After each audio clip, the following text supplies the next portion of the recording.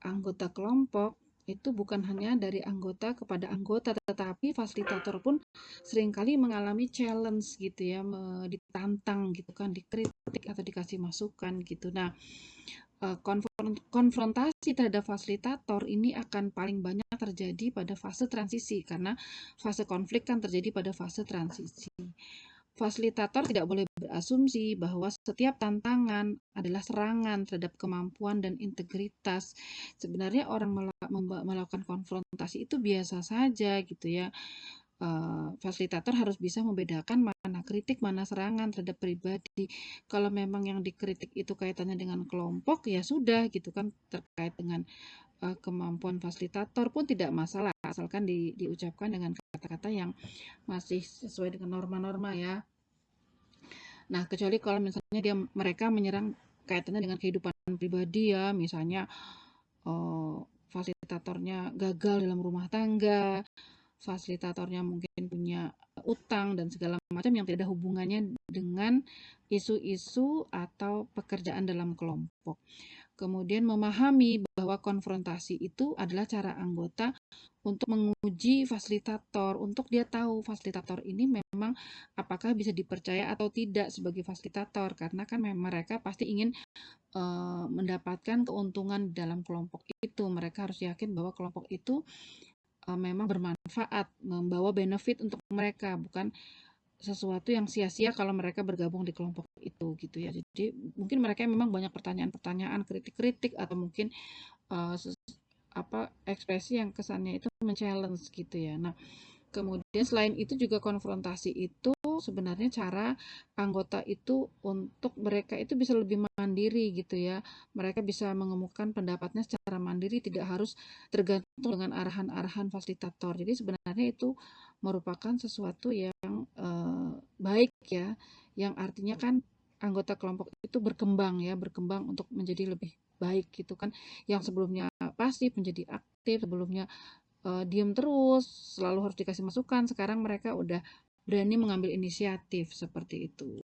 Atau pasif, tapi kalau defensif sebaliknya artinya menyerang. Nah, bagaimana reaksi fasilitator kalau kita mendapatkan challenge tadi ya, mendapatkan serangan-serangan dari anggota kelompok? Yang pertama, pastinya pemimpin harus menghadapi perasaannya sendiri. Kita tidak boleh mengingkari perasaan kita kalau kita itu tersinggung, kalau kita itu kesal gitu ya.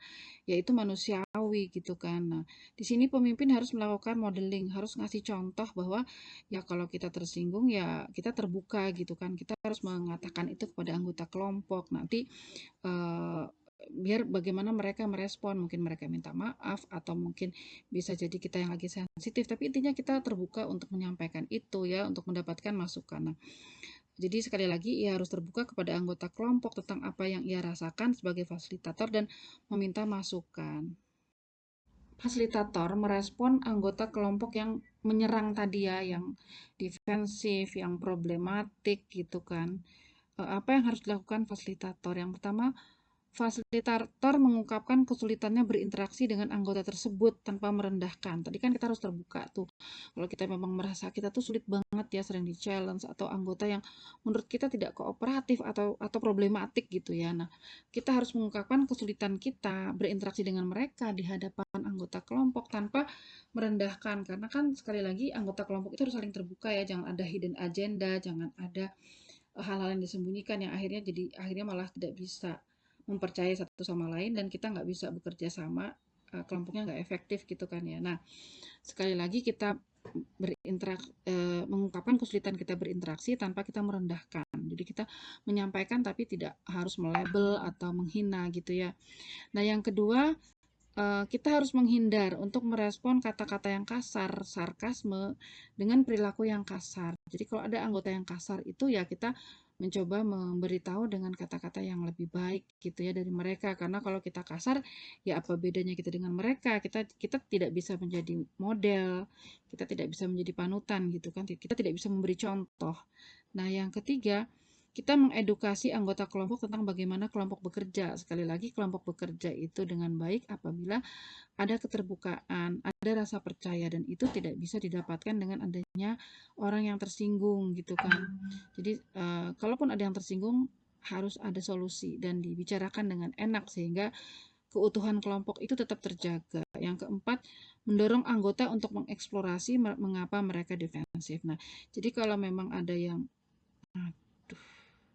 maaf, jadi kalaupun ada yang menyerang, tadi ya ada yang defensif, kita harus tanya kenapa sih mereka defensif ya. Jangan cuma kita mengatakan masalah kita, tapi juga kita harus tahu dong, mungkin mereka memang punya alasan. Jadi kita juga harus mau mendengarkan. Atasi anggota yang problematik tadi ya, yang nomor 5, menghindari untuk melakukan labelisasi ya. Jadi sekali lagi kita jangan mengata-ngatai bahwa dia pemalas, dia kasar gitu ya, kemudian dia nggak sopan gitu. Dasar kamu nggak sopan. Jadi ke perilakunya aja, jangan kita judge dia memiliki label itu ya. Pastinya berbeda kita mengatakan, oh ini kok kamu malas, dengan kamu itu orangnya dasar pemalas. Pasti beda ya. Intinya kita melakukan mendeskripsikan perilaku, bukan mengata-ngatai. Nah, jadi sekali lagi menghindari labelisasi dan fokus pada perilaku anggota. Yang keenam, mengungkapkan hasil observasi Anda dan menyampaikan bahwa itu bersifat tentatif. Jadi misalnya kalau saya tidak salah tangkap, nah itu kan mengungkapkan hasil observasi kita. Jadi itu bukan sesuatu yang pasti gitu ya, tapi itu kemungkinan karena kalau observasi kita kan belum tentu sama dengan observasi orang, apalagi kalau kita tambahkan dengan kata-kata kemungkinan, kesan saya. Jadi biar itu kelihatan lebih halus dan jangan kelihatan kita sok tahu, kita mengatakan itu pasti ya, seperti kita menuduh, memfitnah begitu. Nah, yang ketujuh, memperlihatkan sensitivitas budaya ya. Jadi mungkin ada budaya tertentu di mana orang lebih to the point ya, orang kalau ngomong lebih nyablak, lebih blak-blakan, dan itu biasa mungkin ya. Nah, di situ ya kita mungkin bisa ngomong ya. Bisa jadi mungkin karena ada perbedaan budaya di sini ya, sehingga saya kok tersinggung dengan kata-kata si A begitu. Bagaimana menurut kalian atau menurut si A? Nah, di situ kita mencoba memperlihatkan bahwa ya bisa jadi ada budaya ya, bukan karena orangnya memang ingin menyerang, tetapi ada nilai-nilai budaya yang memberikan standar yang tidak sama terhadap perilaku yang sama. Kemudian mengawasi reaksi counter-transferan Anda. Nah, jadi kalau dalam terapi itu ada namanya transference, counter-transference. Itu sebenarnya terkait dengan teori psikodinamika dari Sigmund Freud ya. Jadi bahkan dalam terapi pun sebenarnya tidak terlepas dari masa lalu klien ya. Jadi kalau teman-teman ingat, kita sudah pernah belajar mengenai teori psikologi sosial itu, atau teori psikologi dalam kesejahteraan sosial yang kita pelajari itu kan salah satunya teori psikoanalisis, bahwa manusia itu seringkali membawa emosi-emosi yang negatif ya di alam bawah sadar, yang itu bisa keluar ketika dia berhubungan dengan orang lain. Nah, begitupun ketika dengan terapis, klien pun bisa melakukan transference. Transference itu mereka melakukan proyeksi terhadap kita karena sebenarnya dia mengingat orang lain di masa lalu. Jadi misalnya kita melakukan atau kita menyebutkan cerita yang itu nggak sengaja membuat dia sensi gitu, dia parno. Padahal sebenarnya kita nggak bermaksud menyindir, tapi karena mungkin kita itu mengingatkan dia pada sebuah yang traumatik, dia langsung ngegas gitu ya. Nah, itu namanya transference. Jadi emosi yang itu merupakan proyeksi dari klien di masa lalu dia, diproyeksikan dia kepada kita. Jadi emosi yang diberikan kepada kita sebenarnya itu bagian dari masa lalu. Itu namanya proyeksi ya, atau transference. Nah, kita juga seperti itu sebagai terapis, kita juga bisa melakukan counter transference. Kita juga mungkin bereaksi yang negatif tadi ya, karena respon dari transference tadi dari siapa, dari si terapi klien, proyeksinya negatif, kita jadi negatif, jadi marah. Nah, tapi sebenarnya itu sebagai sesuatu yang wajar ya kalau dalam teori psikoanalisis. Biarkan aja ketika klien itu melakukan transference. Justru nanti kita tahu, oh ternyata dia itu sensitif ketika kita mengatakan sesuatu A. Dia sensitif, berarti ada sesuatu yang harus kita bongkar ya, sesuatu yang harus kita tindak lanjuti. Nah, ketika kita counter transferan juga itu wajar, kita juga cuma manusia. Nah, nanti bagaimana kita bisa dengan adanya konflik itu kan kita sadar ya kekurangan masing-masing dan kita bisa memperbaikinya.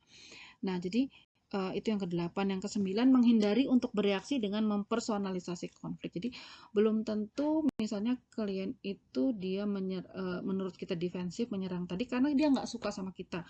Nah, kalau kita menganggap dia nggak suka sama kita, itu kan jadi personal ya, karena gara aku, kalau aku dia nggak suka gitu ya, kalau aku komen pasti dia juga negatif. Belum tentu, bisa jadi sama semua orang dia mau seperti itu. Mungkin dia orangnya keras, dia orangnya suka nyinggung gitu ya, emang tipe pribadinya kalau ngomong nyablak. Jadi bukan karena personal kita ya, karena emang dianya seperti itu. Yang ke-10, mencari cara mengeksplorasi konflik, bukan menghindarinya. Jadi sekali lagi, konflik itu kalau perlu dibongkar, dibongkar, dieksplorasi. Jangan kita hindari, semakin kita hindari semakin bahaya. Oke. Undang anggota kelompok yang lain untuk berpendapat bagaimana mereka terdampak dari perilaku problematik seorang anggota. Jadi sekali lagi, yang namanya terapi kelompok itu kan kita harus saling bisa menyelesaikan masalah kita ya, maupun kalaupun ada masalah yang timbul dalam kelompok juga harus kita selesaikan, karena memang fungsi terapi kelompok sekali lagi untuk menyelesaikan masalah pribadi yang sebelumnya sudah ada sebelum kita bergabung, maupun ketika ada masalah dalam kelompok. Kenapa seperti itu? Karena memang fungsi terapi kelompok itu kan kita belajar berinteraksi, kita belajar menyelesaikan konflik, yang itu penting bagi kita untuk kita praktekkan dalam kehidupan sehari-hari nanti ya. Nah, sekali lagi kita mengundang anggota kelompok untuk berpendapat bagaimana juga mereka terdampak dari perilaku problematik anggota tadi ya. Tentu saja kita melakukannya dengan sopan ya, tetapi kalau ada anggota kelompok itu yang betul-betul problematik, kita merasa tersinggung, kan tadi kita harus terbuka sebagai fasilitator, kita kemukakan pendapat kita, tadi kan udah saya jelaskan, dan kita juga mengundang kelompok lain, siapa tahu ada yang merasakan hal yang sama. Jadi kan kita benar-benar di sini ada iklim keterbukaan ya, dan iklim untuk orang bisa merasa nyaman satu sama lain, jangan ada yang memendam perasaan tidak suka gitu ya. Nah, yang ke-12, menantang dan mendorong anggota untuk menyampaikan kritik secara baik. Nah, di sini kita menantang mereka untuk berani bicara gitu ya. Walaupun dengan catatannya dengan penghormatan dan rasa peduli ya, tidak karena kita benci, kita ingin menyerang, menjatuhkan, tidak ya. Dan pentingnya kita mengeksplorasi masalah ya. Jadi yang kita eksplorasi itu masalah apa yang tidak cepat-cepat memberi solusi. Jadi kita betul-betul tahu apa saja masalah kita, tidak usah pengen langsung cari solusi, akhirnya masalahnya cuma satu, tapi akhirnya dilupakan karena waktu untuk membicarakan solusi itu terburu-buru seperti itu. Yang diam dan kurang partisipatif ya, ada beberapa alasan mengapa ada anggota yang diam atau pasif. Yang pertama, mungkin mereka ingin memperlihatkan rasa hormat dan menunggu dipanggil fasilitator. Jadi nunggu dijawil, nunggu dicolek. Yang kedua, merasa bahwa ia tidak memiliki gagasan yang penting gitu ya. Jadi tidak merasa bahwa apa yang dia ekspresikan itu mungkin konyol, mungkin tidak penting gitu ya, tidak berharga, tidak cukup keren gitu ya. Nah, yang ketiga, merasa bahwa seseorang itu tidak perlu menceritakan dirinya gitu ya. Itu tabu menurut adat istiadat dia. Jadi bahwa masalah itu ya tidak perlu diketahui orang lain, cukup diketahui diri kita sendiri. Partisipatif adalah mungkin anggota itu tidak memahami bagaimana kelompok itu berproses, bagaimana sebenarnya kelompok itu bisa sukses ya kalau semua orang itu komen, semua orang itu aktif kan gitu ya. Jadi ya dia nggak ngerti, dikiranya ya nggak apa-apa gitu, ada yang diam gitu. Padahal nanti tujuan terapi kelompok itu kan tidak tercapai. Terapi kelompok itu kan semua orang jadi belajar bagaimana bersosialisasi, belajar untuk memberi masukan gitu ya. Nah, jadi dia tidak tahu apa yang harus dilakukan, kapan komentar itu boleh dilakukan. Padahal sebenarnya komentar itu ya kapan-kapan aja boleh, tapi orang seperti ini ragu-ragu. Yang kelima, takut dengan anggota tertentu, mungkin dia takut diremehin kah, atau merasa minder kah gitu ya, baik dengan anggota tertentu maupun dengan fasilitator. Jadi dia takut ya, tadi takut ditolak, kurang percaya, merasa kurang level dan sebagainya. Menghadapi anggota yang pasif tadi ya. Yang pertama, mengundang partisipasi kelompok itu dengan cara yang kreatif ya. Misalnya membagi dalam kelompok kecil. Ada orang yang kalau bicara dalam kelompok besar itu takut ya, keder gitu ya. Tapi kalau dipecah-pecah, misalnya berdua-berdua, bertiga-bertiga, dia bisa aktif. Nah, mungkin ketika kita melihat fenomena ada yang susah ngomong, kita pecah aja sehingga dia terlatih untuk ngomong gitu kan. Ketika dia sudah terlatih untuk ngomong, pelan-pelan nanti dalam kelompok besar pasti dia juga berani. Atau mungkin orang berpartisipasi bisa dengan cara puisi. Nah, mungkin ada yang nggak bisa ngomong gitu, tapi kalau pakai puisi bisa, atau presentasi gambar atau musik ya, terserah kreativitas dari fasilitator. Yang kedua, kita harus mengawasi perilaku nonverbal ya. Jadi ada orang itu yang pengen dijawil gitu kan, pengen dicolek kalau ngomong. Jadi kalau kita lihat gerak-geriknya, kalau kayak kelihatan dia mau ngomong tapi kayak dia ragu-ragu, ya bisa kita langsung colek gitu kan. Selanjutnya, kita harus ingat bahwa bagaimanapun setiap anggota itu tidak mungkin memiliki tingkat partisipasi yang sama ya. Jadi walaupun kita ingin atau idealnya semua orang itu berpartisipasi secara aktif, tetapi pasti tingkatnya tidak akan sama persis. Ada orang yang memang pintar ngomong, ada orang yang ya mungkin dia lebih nyaman diam, tapi tetap kita mendorong ya, memberi kesempatan. Nah, sekali lagi ada keragaman budaya ya, ada yang memang budaya dari kecilnya ekspresif, pola pola asuh orang tuanya heboh gitu ya, suka ngomong, anaknya juga sering diajak untuk kemana-mana, mungkin di rumahnya juga banyak orang, tapi ada orang yang lebih suka menyendiri ya, keluarganya yang kemungkinan berpengaruh pada cara orang itu berkomunikasi. Nah, bisa kita membuat sesi check out ya, atau check out proses bergiliran di setiap di akhir pertemuan itu setiap anggota menyatakan bagaimana pengalaman di kelompok ya. Jadi sebelum bubar agar semua orang bisa ngomong itu namanya check out. Jadi di akhir sesi mereka ngomong bagaimana pengalaman mereka di kelompoknya. Kalau bergiliran kan mau nggak mau ngomong gitu ya. Apalagi temanya juga nggak susah-susah banget, cuma menyatakan bagaimana pengalaman mereka di kelompok. Seperti itu.